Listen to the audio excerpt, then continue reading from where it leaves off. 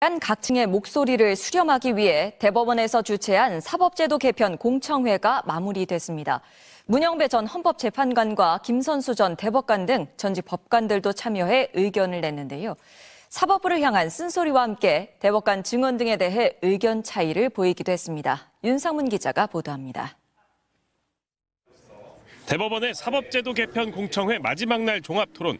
문영배 전 헌법재판소장 대행이 사법부가 국민의 불신 문제부터 돌아봐야 한다고 쓴소리를 했습니다. 특히 내란 사건 재판 문제를 콕 집었습니다. 내란 사건 단 한 사건도 문제가 있다고 생각합니다. 더더욱 구속 기간을 날로 계산해온 확고한 관행이 있음에도 불구하고 시간으로 계산했고 그 변경을 내란 우두머리 사건에서 적용했다는 것은 국민의 불신을 자초했다고 생각합니다.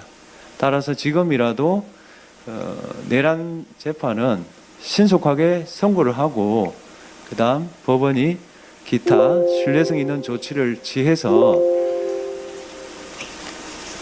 분위기를 차분하게 할 필요가 있다. 그 뒤에만이 이 제도 개선이 차분하게 논의되는 것이지 휴먼 에러와 시스템 에러를 섞어 놓은 상태에서는 제도 개선이 제대로 논의될 수 없다. 분리시키는 게 좋겠다. 그런 생각이고요. 그 다음에 법원에서도 좀 전향적인 조치를 논의만 할 게 아니라 실행을 했으면 좋겠습니다. 다른 쟁점에 대해서는 아는 게 없어서 언급을 생략하겠습니다. 고맙습니다. 대법원의 사법제도 개편 공청회 마지막 날 종합토론. 문영배 전 헌법재판소장 대행이 사법부가 국민의 불신 문제부터 돌아봐야 한다고 쓴소리를 했습니다. 특히 내란 사건 재판 문제를 콕 집었습니다. 내란 사건 단 한 사건도 선고되지 않았다는 것은 문제가 있다고 생각합니다. 더더욱 구속 기간을 날로 계산해온 확고한 관행이 있음에도 불구하고 시간으로 계산했고 김선수 전 대법관 역시 윤석열 전 대통령 구속 취소 결정과 이재명 대통령 선거법 사건 전원합의체 판결 등을 지적하며 사법부를 침몰 직전의 난파선에 비유했습니다.